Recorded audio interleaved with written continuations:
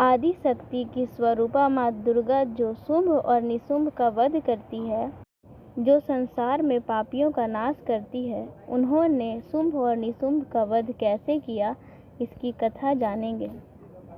शुंभ और निशुंभ दो भाई थे। ये दोनों भगवान की वरदान की सहायता से बहुत ही उत्पात मचा रहे थे।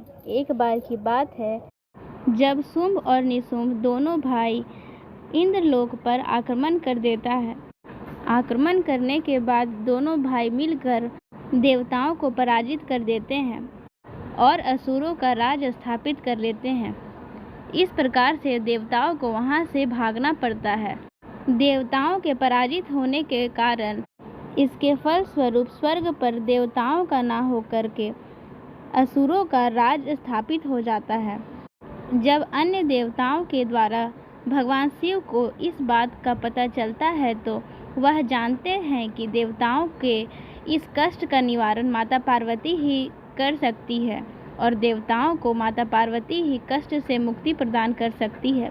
इसलिए एक दिन शिव जी ने पार्वती पर व्यंग करते हुए कहा कि तुम काली हो। माता पार्वती को यह बात दिल पर लग गई।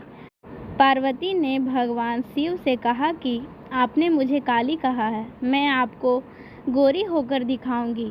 गौर वर्ण पाने के लिए माता पार्वती तप करने लगी। तब से भगवान शिव प्रसन्न हुए और पार्वती से कहा कि तुम गंगा स्नान करो, जिससे तुम गौर वर्ण को प्राप्त करोगी।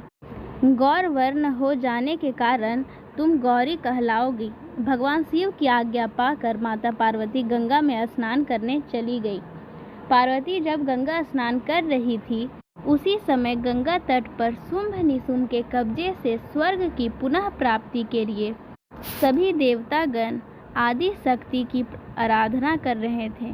माता पार्वती ने देवी देवताओं की आराधना सुनकर कहा कि आप सब मेरी ही आराधना कर रहे हैं, आप निश्चिंत होकर जाएं। शुंभ निशुंभ का वध करके आप सभी देवताओं को कष्ट से मुक्ति दिलाऊंगी।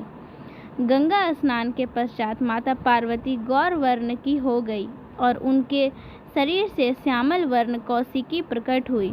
माता पार्वती की आज्ञा से देवी कौशिकी ने शुंभ निशुंभ का वध कर दिया। शुंभ और निशुंभ के वध के बाद भगवान शिव ने पार्वती को समझाया कि काली कहकर व्यंग करने के पीछे उनका उद्देश्य कौशिकी का जन्म था। इस उद्देश्य से पूरा हुए बिना शुंभ और निशुंभ का वध संभव नहीं था।